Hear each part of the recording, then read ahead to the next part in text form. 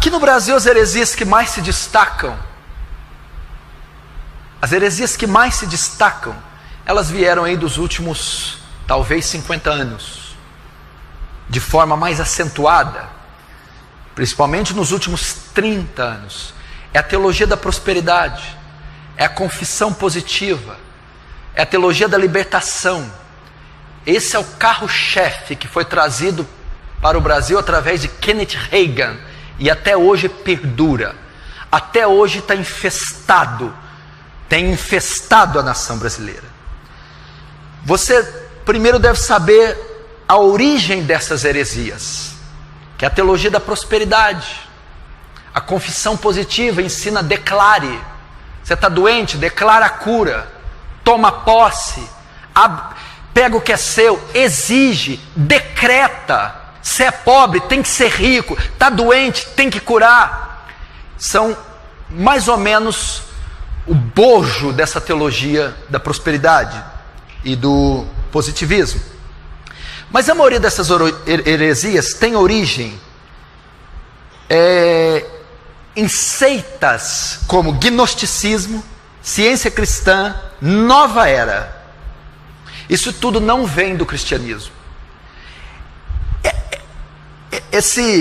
As doutrinas das heresias modernas, elas são muito mais culturais do que religiosas, muito mais culturais do que cristãs. Isso que você vê hoje florescer no Brasil, como teologia da prosperidade, curandeirismo, teologia da libertação, teologia da batalha espiritual, do positivismo, da confissão positiva, ela vem do gnosticismo, da ciência cristã, da nova era. Ela é muito mais cultural do que cristã. E esse movimento, ele convergiu todo no ministério do Kenneth Hagin, que é chamado movimento da palavra da fé, que tem como Kenneth Hagin o seu pai, o seu propagador principal. Esse movimento da palavra da fé, que é de onde origina-se a vasta maioria das heresias do Brasil, ela tem o seu nascimento no século XIX, através de um homem chamado Phineas Quimby. Ele nasceu em Nova Hampshire, Estados Unidos, 16 de fevereiro de 1802. Morreu no dia 16 de janeiro de 1866. Esse homem foi um professor americano, um dos pioneiros das ideias teológicas que deram origem ao movimento do novo pensamento. Vou mostrar aqui um pouco das ideias de Quimby. Quimby desenvolveu algumas ideias sobre a habilidade das pessoas de curar suas enfermidades por meio da força de suas mentes e palavras. Esta crença em cura derivava da teologia de um Deus amoroso e de uma realidade espiritual mais densa e profunda, mais real do que o nosso mundo. Quimby estudava ocultismo, hipnotismo e parapsicologia.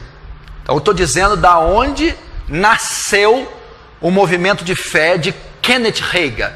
Primeiro começou nesse homem, num americano chamado Phineas Quimby.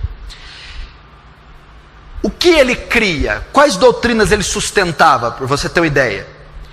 Quimby cria que tudo que você pensa, tudo que você fala, você atrai essas coisas para você. Tudo que você declara pode vir à existência. Uma das principais influenciadas por ele foi Mary Baker Eddy, que foi a fundadora das ciências cristãs. Ela estudou com ele por um tempo e foi curada por ele. Ela ficou tão impressionada com a cura e com os ensinamentos dele, que ela adotou muitas das suas ideias. E quando ela cria a ciência cristã, ela usa no seu pano de fundo muitas das doutrinas de Quimby. O que em suma ensina a ciência cristã? Elas negam as enfermidades ou coisas más. Elas não confessam doenças ou tragédias. Sempre confessam bênçãos. E o texto que eles usam é Provérbios 18, 21. A morte e a vida estão no poder da língua, e aquele que a ama comerá do seu fruto. Então, por exemplo, se você pergunta para eles, você está doente? Não, eu não estou doente. Eles não confessam a doença. Isso veio de Kimbe, que você poderia mudar a sua vida, poderia dar uma sentença diferente para você, dependendo da sua confissão, da sua palavra. Ele cria que através das palavras e pensamentos positivos, você podia mudar o curso da sua vida. Você falasse coisas boas, você atrairia coisas boas. E essa mulher que é criadora da ciência cristã, ela caiu, ela se jogou aos pés e se aprofundou nas doutrinas de Kimbe. E ela então não confessava absolutamente nada de ruim. Porque aquilo que a boca confessa, isso acontecerá, segundo a interpretação de Provérbios. A morte e a vida estão no poder da língua. Aquele que a ama comerá do seu fruto. E por incrível que pareça, há 2 séculos atrás, até hoje, muitos crentes, hoje em 2016, ainda são assim. Eles não podem falar algo negativo, senão estão declarando, senão atrairão para si aquilo que foi fruto das suas palavras. Depois desse homem, eu estou dizendo onde se originou aqueles que influenciaram Kenneth Hagin, que foi o pai do movimento Palavra da Fé, movimento esse que até hoje influencia a maior parte das igrejas do Brasil, principalmente as pentecostais, principalmente as neopentecostais e muitas, não todas, mas muitas pentecostais. Depois desses dois, nós tivemos outro estudioso, Essek Kenyon, nascido em 24 de abril de 1867, falecido 19 de março de 1948. Quem foi Kenyon? Foi um pastor norte-americano da Igreja Batista Nova Aliança, foi evangelista e escritor. Kenyon teria sido o primeiro autor a publicar sobre o que se tornou a teologia da prosperidade. Kenyon tinha muitas ligações com os ensinamentos de Kimbe, com o movimento Novo Pensamento. Esse Kimbe, ele divulgou, ele criou uma doutrina chamada Movimento de Novo Pensamento. Como eu te disse, o que você pensa e declara pode acontecer, pode vir à vida. E esse Kenyon, que foi um pastor batista, que foi um escritor, ele sofreu muita influência, tanto do Kimbe, quanto também da Mary Baker. O que ele ensinava? Ele também ensinava que podemos trazer coisas à existência pela nossa palavra. E ensinava uma das heresias mais horríveis que até hoje é ensinada, que Jesus morreu uma morte espiritual no inferno, e lá no inferno, e não na cruz, expiou nossos pecados.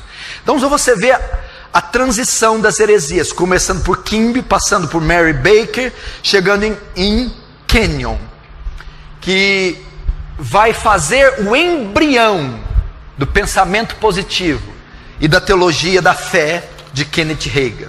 A influência de Kenyon. Seus livros tiveram grande influência sobre Kenneth Hagin, que foi o fundador do movimento Palavra de Fé, sendo uma inspiração ideológica para o referido movimento que culminou nas evoluções filosóficas dos neopentecostais. O que aconteceu? Veio Kenneth Hagin, que nasceu em 1917 e morreu em 2003, não faz muito tempo. Kenneth Hagin mergulhou de cabeça nos ensinos de quem? De Kimbe, de Baker e de Kenyon, que convergiu em Kenyon. Ele pegou o ensinamento que estava nesse Kenyon e ele aperfeiçoou para pior. Ele piorou essa confissão positiva, esse pensamento, o pensamento e as palavras, a expiação de Cristo no inferno. Ele piorou isso. Vejam só, houve muito debate sobre a influência de Kenyon sobre o movimento Palavra da Fé. Alguns críticos, incluindo Dr. McConnell, Dave Hunt e Hank Hanegraaff, defendem que a mainstream do movimento Palavra da Fé plagiou a teologia de Kenyon. Ou seja, Kenneth Hagin, que é o criador do movimento Palavra da Fé, que até hoje influencia hereticamente o Brasil, ele plagiou os ensinos de Kenyon, que foi influenciado por Baker e por Kimby, entendeu? E ele piorou, aperfeiçoou as avessas, para pior. Eu estou dizendo isso para nós chegarmos no que muitos acreditam ainda hoje, para as heresias que muitos acreditam ainda hoje.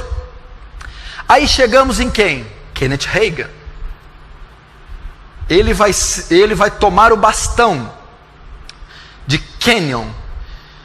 Nasceu em 1917 e morreu em 2003. Engraçado que falso profeta demora a morrer, né? Não cai avião, não pega gripe, não corta dedo, não pega tétano. Não entendo.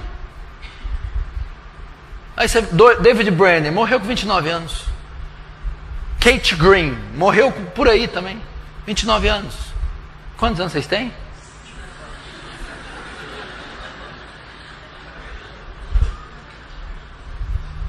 Quer viver muito? Vira falso profeta. Não vira não.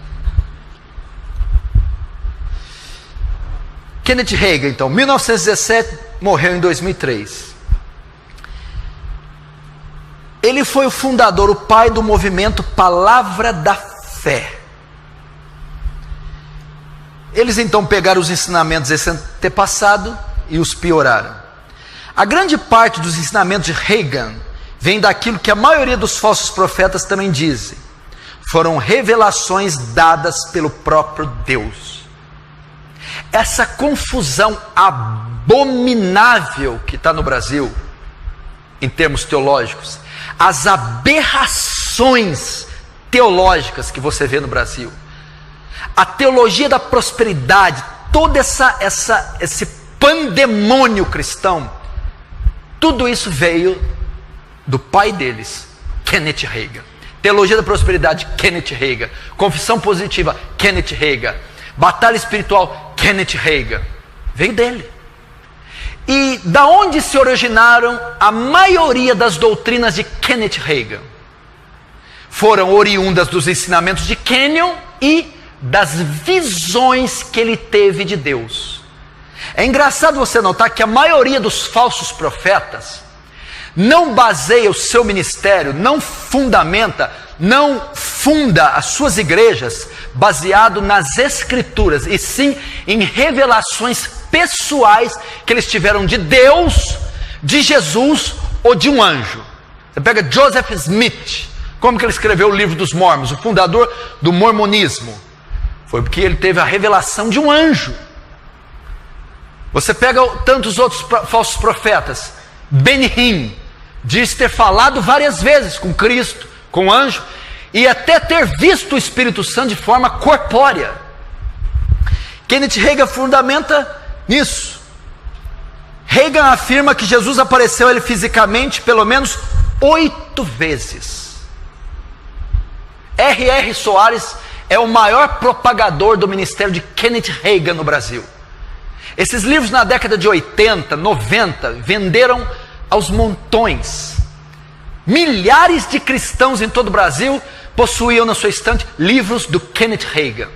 O evangelicalismo brasileiro foi influenciadíssimo pelas doutrinas de Kenneth Hagin.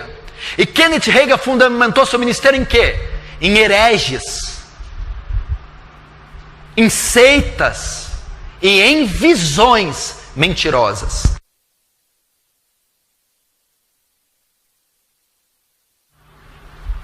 Então veja só, como que Kenneth Hagin pode afirmar um absurdo desse? Ele afirma que Jesus apareceu a ele fisicamente pelo menos 8 vezes. Se ainda fosse como para Saulo na estrada de Damasco, já duvidaríamos. Foi uma aparição de Jesus. Ele viu fisicamente. Apareceu para ele. Fisicamente. 8 vezes para ele, dando a ele as inspirações para o seu ministério. Presta atenção, em um livro que ele publicou chamado Autoridade do Crente, ele conta que conversou com Jesus 1h30. Esse livro tá à venda. Chama A Autoridade do Crente. Conta que conversou com Jesus 1h30. E de repente nessa conversa, isso está narrado no livro, aparece um demônio em forma de macaco, que fica balbuciando e atrapalhando a conversa dele com Jesus. Passado um tempo, ele vendo que Jesus não faz nada, ele ordena que o demônio se cale e expulse o demônio. Então ele conta no livro que fica pensando, por que será que Jesus não fez isso? Por que será que Jesus não expulsou esse macaco, esse demônio em forma de macaco? É então que ele faz essa pergunta para Jesus. E Jesus responde: se você não tivesse tomado essa atitude a respeito do macaco, eu não poderia ter tomado. Ele disse, em outras palavras para Kenneth Hagin, só você poderia ter expulsado o demônio, eu não poderia. Coisas como essa ele escreve no livro, demonstrando que tinha autoridade superior ao Filho de Deus. Benny Hinn, a nação brasileira até hoje bebe das doutrinas de Benny Hinn. Talvez o livro evangélico mais vendido no Brasil foi o livro Bom Dia Espírito Santo, do Benny Hinn. Benny Hinn estava no Brasil, se eu não me engano, no ano passado, ou em 2014. Vem constantemente ao Brasil fazer eventos no meio pentecostal e neopentecostal. Benny Hinn, em uma pregação, afirmou que Jesus ia aparecer em Nairobi, Quênia, para ele, fisicamente. Ele ia fazer uma cruzada em Nairobi, Quênia, e ele disse que Jesus ia aparecer para ele fisicamente. E quando ele está pregando, ele diz aos ouvintes: nós temos uma grande possibilidade de voltar de Quênia tendo imagens filmadas de Jesus no púlpito, materializado fisicamente. Dentre as heresias de Benny Hinn, porque Benny Hinn também é o desdobramento da confissão positiva de Kimby, de Kenyon e de Baker, que foi toda convergida e aperfeiçoada para pior em Kenneth Hagin. Foi também influenciado por Hagin, Benny Hinn. Benny Hinn já ensinou as 9 pessoas da Trindade, para você ter uma ideia. 9 pessoas da Trindade. Benny Hinn ensina a doutrina do super-homem e da super-mulher. Ensina que Adão, quando foi criado, podia andar debaixo d'água sem respirar, podia voar até a lua. Ensinou que Eva também era uma mulher perfeita, e que no plano original, Eva dava a luz pelo lado. Benny Hinn ensinou isso. Dava a luz pelo lado, porque foi da costela de Adão que foi criada. Com o pecado, ela passou a dar a luz para outra parte. É isso que Benny Hinn ensina. Ele escreveu Bom Dia Espírito Santo, Bem-vindo Espírito Santo, Unção e o Sangue. São os livros mais famosos dele em português. Nesse livro, o Sangue, ele estava fazendo uma cruzada, e ele chamou para participar dessa cruzada 49 freiras. Se você ler no livro, lá no último capítulo, o livro O Sangue, ele relata isso, que ele está fazendo uma cruzada, e na cruzada ele convida 49 freiras de um convento católico para cantar com ele em cima do púlpito, Quão Grande És Tu. E elas cantam e entoam junto com ele. Essas freiras convidam Benny Hinn para ir no seu convento. Ele vai, ele começa a orar com elas, e começa a ministrar sobre elas, começa a orar em línguas. E as freiras oferecem a hóstia para ele, a Eucaristia. Ele come, toma da hóstia. Ele conta no livro que ao tomar a hóstia, ele sente um fogo entrando dentro dele, uma paralisia com ele, e ele sente os dedos dele nessa hora tocar no manto. E dentro desse manto havia um corpo. E diz Benny Hinn que esse corpo era o corpo de Jesus. Ele tocou o corpo de Jesus sobre o manto depois de ter comido uma hóstia num convento católico junto com as freiras. É um dos autores que mais vendem livros no Brasil. Estava aí agora, recentemente. Tem como seu discípulo brasileiro Agenor Duque, que propaga ideias parecidas. que também tem pano de fundo as mesmas doutrinas de Reagan: confissão positiva, teologia da prosperidade, curanderismo e essas experiências com Deus. Benny Hinn também descreve no Bom Dia Espírito Santo que ele está orando no seu quarto e vê o Espírito Santo em forma corpórea, e a mãe chama ele para o almoço, ele vai, e o Espírito Santo diz para ele: espere só mais 5 minutos, por favor. Ele está orando, está tendo comunhão com o Espírito Santo e vai sair para almoçar, e o Espírito Santo implora para ele não ir. Ele escreve isso no Bom Dia Espírito Santo. Heresia, blasfêmia. Vamos ver mais um pouco dos desdobramentos desse ministério de Kenneth Reagan, que fez discípulos pelo mundo inteiro. Os desdobramentos do movimento Palavra da Fé. Um dos desdobramentos, uma das suas doutrinas é a confissão positiva. Esses falsos profetas, principalmente os da prosperidade, ensinam que podemos trazer coisas à existência pelas palavras. Por isso o termo confissão positiva. Usa o texto de Provérbios, poder da língua. Por isso é que Kenneth Reagan é considerado sendo influenciado por Kimby, que é o movimento do novo pensamento. O que a confissão positiva ensina? Pense positivo, declare, decrete, determine. Você vai ver muito essa doutrina na Igreja Internacional da Graça, o R.R. Soares ensinando isso. E quanto da igreja brasileira não bebeu da confissão positiva? Determina, declara, decreta. Talvez alguns que estão aqui ainda fazem isso quando estão orando: Senhor, eu determino a cura. Senhor, eu declaro a vitória. Senhor, eu decreto a bênção. Isso é confissão positiva. Isso é heresia. Isso veio de gnosticismo, de nova era. Isso veio de seitas orientais. Isso não é evangélico, isso não é bíblico. Parece até uma forma nova de Gênesis capítulo 1. E disse Deus: haja luz, e houve luz. Esses homens estão se assemelhando a deuses. Só Deus pode decretar alguma coisa. Só Deus pode declarar alguma coisa. Só Deus pode determinar alguma coisa. Nós não podemos decretar nada. Por isso a Bíblia são chamadas os decretos divinos. Deus decretou presente, passado, futuro. Deus trouxe a existência pelo poder da sua palavra. Haja luz e houve luz. Deus determina, predestina, elege. Nós não fazemos nada. Isso é confissão positiva. Pense positivo, decrete contra doenças, determine contra pobreza, contra miséria, contra tragédias. Então você usa a boca para declarar, para determinar contra tudo que é mal e a favor de tudo que é bem. Por exemplo, declare prosperidade, declare vitória, declare um bom emprego, declare saúde, declare felicidade. Confissão positiva. E quem bebeu disso aqui até o pescoço?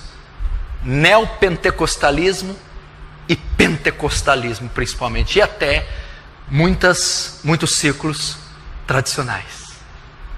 As pessoas vão orar assim. Elas não sabem orar, elas não leem a Bíblia, elas não sabem doutrina nenhuma, mas elas sabem determinar.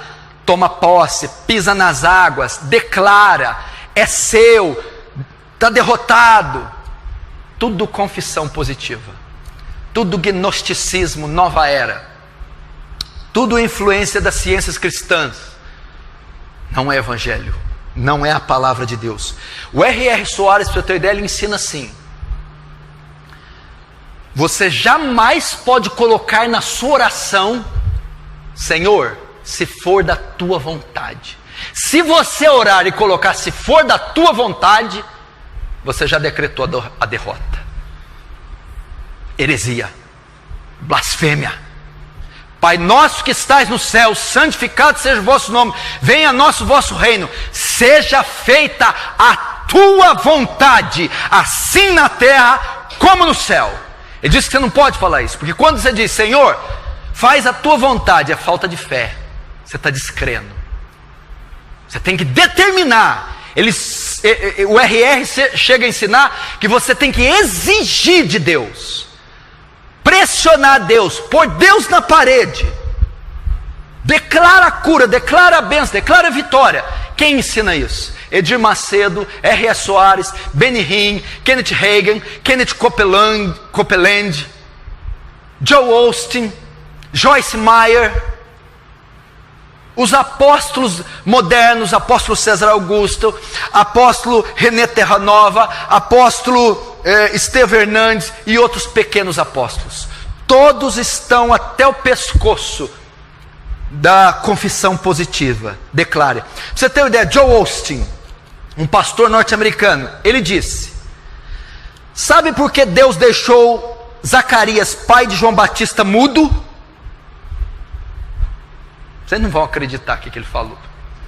Lembra-se que o anjo foi dar a nova a ele que a esposa dele ia conceber e dar um filho varão, João Batista. E ele duvidou, disse que já estava velho. A Bíblia diz que o Senhor fez com que ele ficasse mudo e voltasse a falar só quando o menino nascesse. Joel Osteen diz por que fez isso. Sabe por que Deus deixou Zacarias, pai de João Batista, mudo? Foi porque as palavras negativas de Zacarias iriam mudar os planos de Deus. Para evitar que Zacarias confessasse algo negativo, Deus deixa ele mudo. Porque as palavras do homem têm poder, e se ele falasse algo contrário, poderia mudar a vontade de Deus e impedir a vontade de Deus de se cumprir, pelo poder que as palavras têm. Ou seja, as palavras do homem, esse movimento ensina, são tão poderosas que tem mais poder do que a vontade de Deus. Soberania de Deus não existe. Joel Osteen, um dos maiores falsos profetas em vigência. Joyce Meyer, olha o título de um livro dela, tem programas na TV dublados no Brasil, Falso Profeta. O título de um livro dela: Mude suas palavras e mude sua vida. Confissão positiva. Declara, decreta, determina e muda sua vida. Onde está a fé aqui? Onde está a dependência de Deus? Onde está a soberania de Deus? Nós não decretamos nada, não determinamos nada. Nós nos humilhamos como pecadores e Deus opera por sua graça.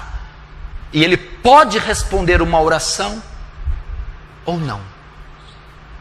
Ou não. Outra doutrina desse movimento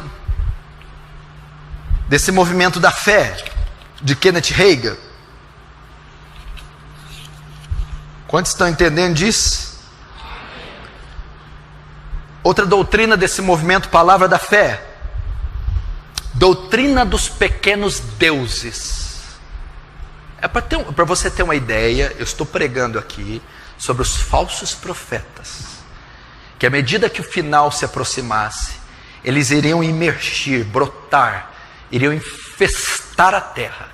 Falsos profetas, eles não são convertidos, eles não são salvos, eles não têm o Espírito de Deus, eles só têm uma função: enganar, falsificar a fé, distorcer a graça, prostituir o Evangelho. E eu entrei numa raiz, numa vertente dos falsos profetas, que talvez é a mais forte, a teologia da prosperidade, a confissão positiva, que teve como seu pai Kenneth Hagin, um dos maiores influenciadores da doutrina da igreja brasileira. E outra dessas falsas doutrinas, doutrina dos pequenos deuses. Eu ouvi isso há 14 anos atrás, em uma igreja que eu congreguei. Eu ouvi que eu era um pequeno Deus.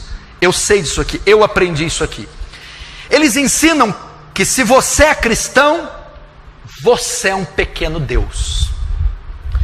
Um pastor americano chamado Creflo Dollar olha o nome dele, pastor norte-americano, afirmou, ele comentou sobre Gênesis 1, 26, 27. Façamos o homem a nossa imagem e semelhança. Olha o comentário que Creflo Dollar diz: cada animal foi criado segundo a sua espécie, na criação.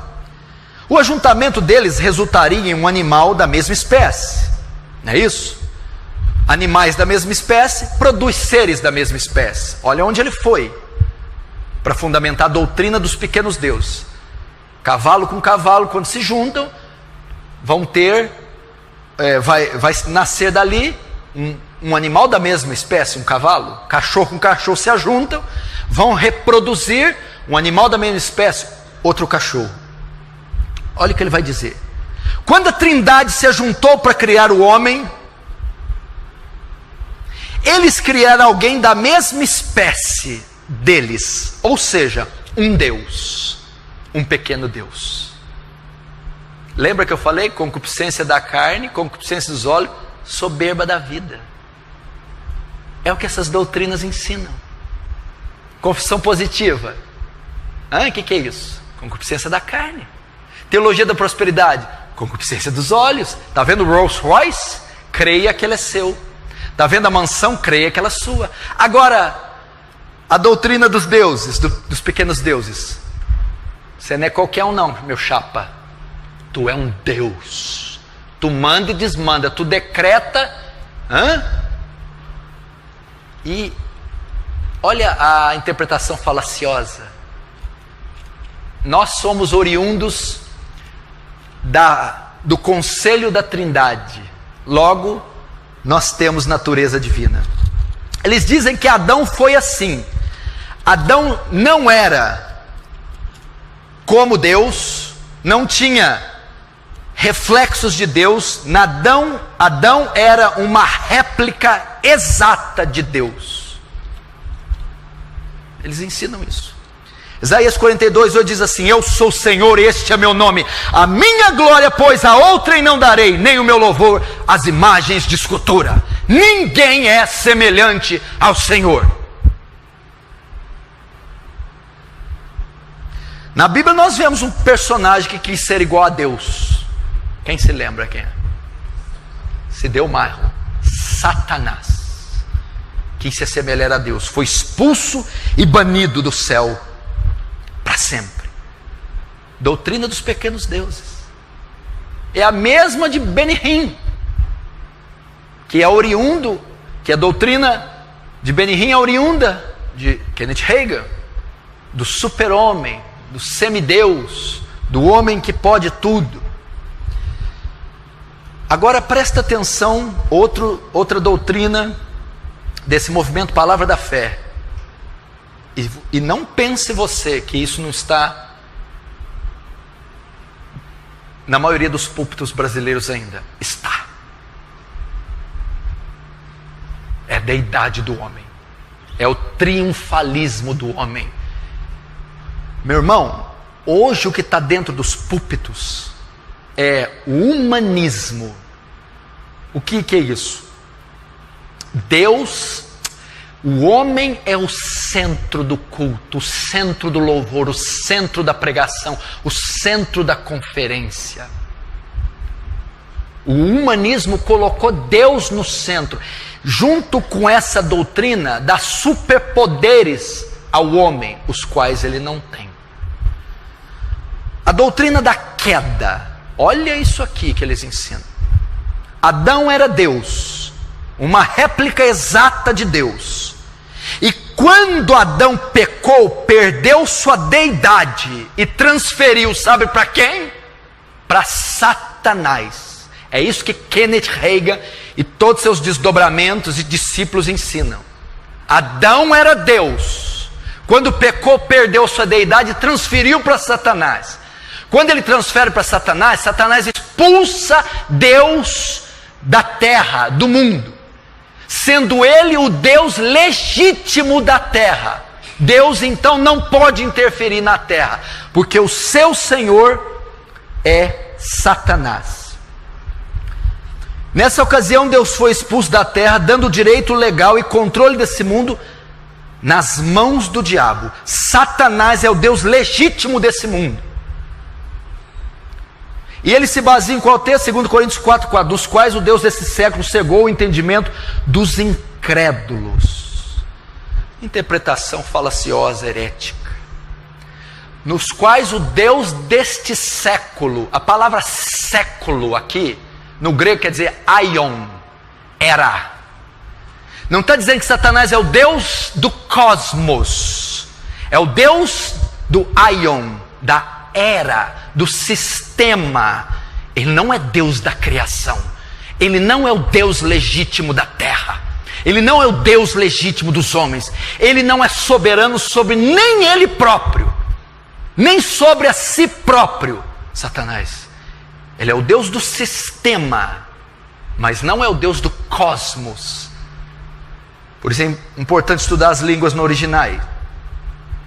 Portanto, presta atenção, quando uma pessoa é salva nesse sistema, ela recupera a sua divindade. Por isso elas querem tomar posse das riquezas e da terra. Por isso o movimento da prosperidade, saúde, do não sofrimento, pois recuperaram aquilo que, segundo eles, Adão possuía, a divindade. Como um Deus pode ficar doente, ser pobre, miserável? No ato de salvação você recupera a deidade de Adão.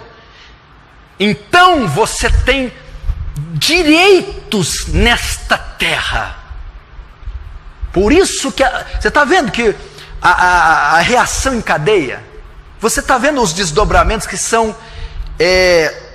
logicamente ligados um ao outro. É isso que a teologia deles ensina.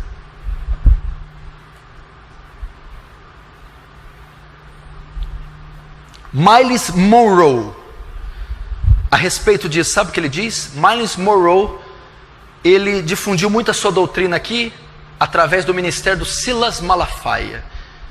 Malafaia foi responsável por trazer ele aqui várias vezes.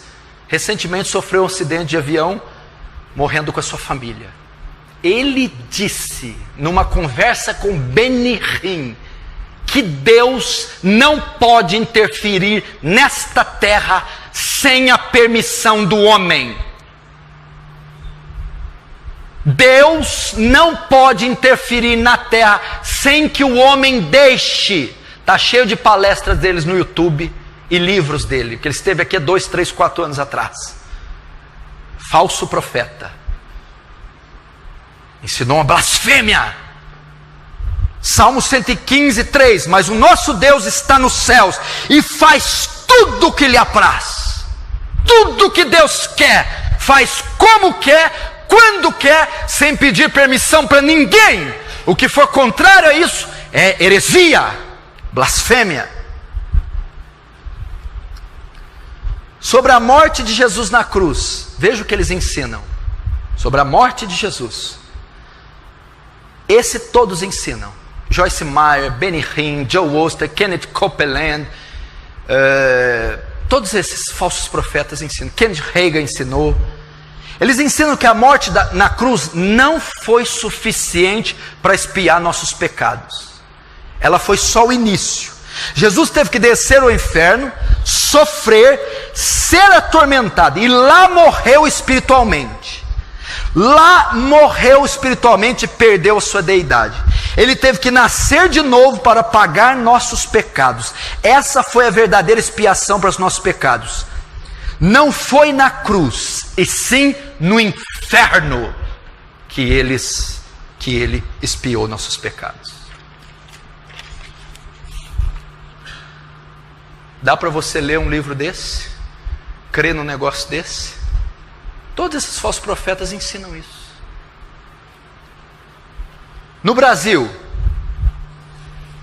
o maior difusor de Kenneth Hagin é R.E. Soares, aquele que mais publica livros sobre Kenneth Hagin.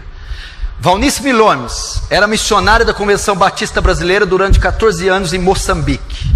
Depois rompeu com a Convenção Batista e bebeu muito dos ensinos de Kenneth Hagin. Voltou ao Brasil para defender questões judaizantes. Valnice Milhomem, pra você ter uma ideia, ela profetizou a data da volta de Jesus. Disse que ele voltaria num sábado. Ela profetizou isso. Teologia da prosperidade. A grande criadora da teologia da prosperidade, a difusora no Brasil, foi a Igreja Universal do Reino de Deus, com o seu bispo Edir Macedo. A teologia da prosperidade, ela resume aqui a confissão positiva. Qual que é o resumo da confissão positiva? O cristão tem que ser próspero financeiramente e livre de qualquer sofrimento das enfermidades. Esse é o resumo. É crente, não pode ser pobre. É crente, não pode ser doente. É crente, não pode perder o emprego.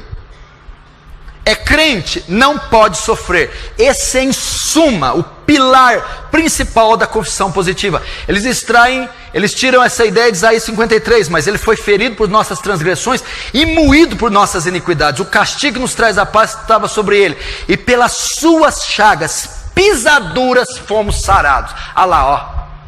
A expiação na cruz não garante só perdão dos pecados, mas cura de enfermidade, segundo Isaías 53. Mas não é essa a interpretação. Feridas aqui está falando de pecados. É o que Pedro vai dar. A interpretação está em 1 Pedro 2,24. Levando ele mesmo no seu corpo, os nossos pecados sobre o madeiro, para que mortos pelo pecado pudéssemos viver para a justiça. E pelas suas feridas foste sarado. Sarado do quê? Do pecado. A ferida aqui é iniquidade. Então a expiação não garantiu cura, garantiu perdão dos pecados. Eu creio em cura? Creio. Deus pode curar? Pode. Pode curar em resposta à oração? Pode.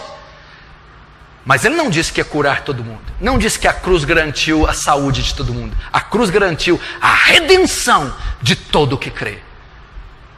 Então, esse é o carro-chefe da confissão positiva, propagada pela Igreja Universal de Deus, que tem o seu chefe Edir Macedo. Deus não quer que você sofra. Deus não quer ver ninguém pobre. Deus não quer ver ninguém doente. É a vontade de Deus que todos prosperem, que todos enriqueçam e que todos sejam curados e que ninguém sofra. A máxima da teologia da prosperidade é: exija seus direitos diante de Deus. E aí vai. Tem tanta coisa para falar aqui. Paul Yang-Shu. Quem aqui conhece o livro dele, Quarta Dimensão? Ele é pastor da maior igreja do mundo. A igreja dele tem 1 milhão de membros na Coreia do Sul, mais de 1 milhão. No seu livro Quarta Dimensão, ele estava orando e pedindo para Deus uma escrivaninha, uma cadeira com rodinha e uma bicicleta, quando era mais novo. E Deus não respondia. Ele escreve isso no seu livro Quarta Dimensão. Foi então que Deus vem e ele fala assim: olha, eu não te respondi porque você não é específico.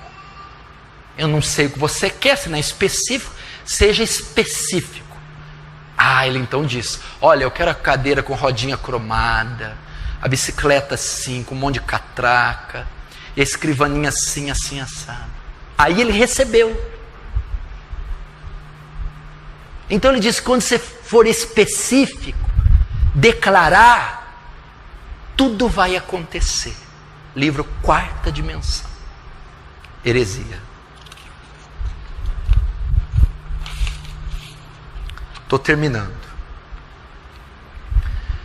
Esses são alguns desdobramentos dessas seitas, dessas heresias.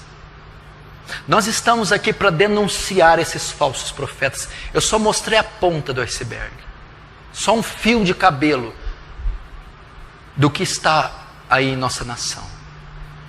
Nós não podemos nos calar. Nós não podemos assistir eles fazerem isso com a fé. Eles estão vituperando a cruz de Cristo. Eles estão escarnecendo o Espírito Santo. Estão profanando o sangue da nova aliança. Estão calcando os pés o Filho de Deus e o Espírito da graça. Estão levando multidões para segui-los.